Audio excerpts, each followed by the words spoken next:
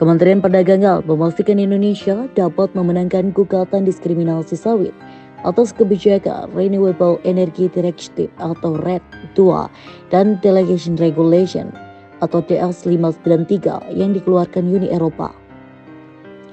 Pihak Kemenek mengaku sempat kebingungan dengan salah satu negara Uni Eropa lantaran menuding Indonesia sebagai yang tidak pro terhadap lingkungan dan konservasi kawasan hutan dalam sidang di Badan Perdagangan Dunia atau WTO. Namun, ketika Indonesia menantang negara tersebut untuk membuka data soal konservasi hutan di negara tersebut tercatat kurang dari 20%, sedangkan Indonesia mencapai lebih dari 51%. Ketika ditelisik lebih jauh bahwa produk sunflower oil dari negara tersebut kalah saing dengan minyak kelapa sawit, lantaran harganya 5 kali lipat lebih mahal. Adapun gugatan tersebut pertama kali dilayangkan Indonesia pada Desember 2019 melalui Perutusan Tetap Republik Indonesia atau PTRI di Zenawa, Swiss. Gugatan tersebut merupakan bentuk keseriusan pemerintah dalam melawan diskriminasi Uni Eropa. Menteri Perdagangan atau Mendag yang menjabat kala itu, Agus Suparmanto, mengungkapkan kebijakan tersebut berdampak negatif terhadap Indonesia lantaran membatasi akses pasar minyak kelapa sawit dan biofuel berbasis minyak kelapa sawit. Melalui kebijakan RED II, Uni Eropa mewajibkan penggunaan bahan bakar di wilayah itu berasal dari energi yang dapat diperbarui mulai 2020 hingga 2030. Aturan turunan dari RED II Delegated Regulation memasukkan minyak kelapa sawit ke dalam kategori komoditas yang memiliki Indirect Land Use Change atau ILUC berisiko tinggi. Pemerintah Indonesia keberatan dengan dihapuskannya penggunaan biofuel dari minyak kelapa sawit oleh Uni Eropa. Di sisi lain, pemerintah lewat Badan Pengelola Dana Perkebunan Kelapa Sawit atau BPDPKS tengah serius meningkatkan produk turunan kelapa sawit atau hilirisasi.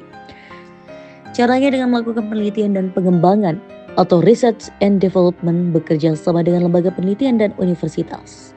Nantinya penelitian ini didanai BPDPKS lewat iuran pungutan ekspor yang dikumpulkan dari para pelaku usaha sawit. Sejak 2015 hingga Mei 2023, jumlah dana yang terkumpul sebanyak 146,56 triliun rupiah. Dari jumlah itu, dana 519,67 miliar rupiah telah dikeluarkan untuk mendanai 293 penelitian yang dilaksanakan 37 lembaga penelitian dan 900 peneliti.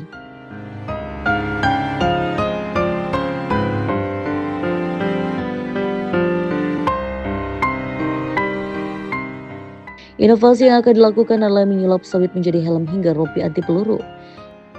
Ini bisa dilakukan dengan menambahkan serat TKKS. Serat jenis ini memiliki sifat mekanis yang bagus dan dapat digunakan sebagai filler untuk meningkatkan kualitas fisik mekanik helm proyek. Produknya dinamakan helm ramah lingkungan atau Green Composite atau GC.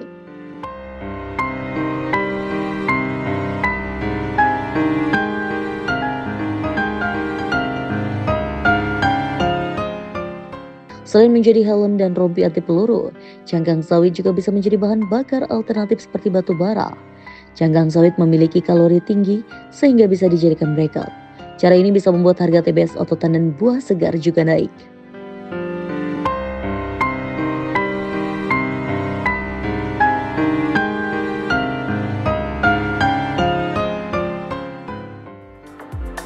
Indonesia merupakan salah satu produsen sawit terbesar di dunia yang juga menjadi salah satu tumpuan perekonomian tanah air. Hingga kini hilirisasi produk kelapa sawit pun terus diupayakan demi menciptakan nilai tambah dalam negeri dan melengkapi rantai industri. Direktur Eksekutif Palm Oil Agribusiness Strategic Policy Institute, Tungkat Sipayung menjelaskan bahwa hingga saat ini hilirisasi sudah berjalan di jalur yang benar. Namun ia percaya langkah hilirisasi masih bisa diperdalam untuk memperoleh nilai tambah yang maksimal. Nah, hilirisasi kita saat ini sudah berjalan di 3 jalur. Jalur oleofood, itu yang menghasilkan bahan pangan dari sawit. Kemudian jalur oleochemical, itu menghasilkan produk-produk oleochemical termasuk personal care, kemudian juga toiletries, ya, itu yang dari sawit. Kemudian yang ketiga jalur biofuel, yang kita nikmati sekarang adalah biodiesel. Kedepan kita akan nikmati bensin sawit. Kita ke depan akan ada after sawit, itu dari hilirisasi ini. Jadi secara keseluruhan on the right track, ya, tapi masih dangkal. Kita perlu perdalam ini hilirisasi sampai pada kita memperoleh nilai tambah yang terbesar di dalam hilirisasi. Ketua Umum Dewan Minyak Sawit Indonesia Sahat Sinaga menambahkan, hilirisasi di tanah air memang sudah berkembang secara pesat, namun masih belum seperti yang diharapkan. Jumlah produk hilir kita di tahun 2012 masih sekitar 40-50 jenis. Waktu di 2023 itu sudah mencapai kira-kira 140 jenis. Jadi demikian pesatnya. Cuma jenis hilirisasi kita itu masih tidak seperti yang kita harapkan, tapi sudah lebih hilir lah. Ya, kita belum touch kepada kosmetik, kita belum touch kepada biolubricant, kita belum touch kepada sustainable aviation fuel dan lain-lain, belum.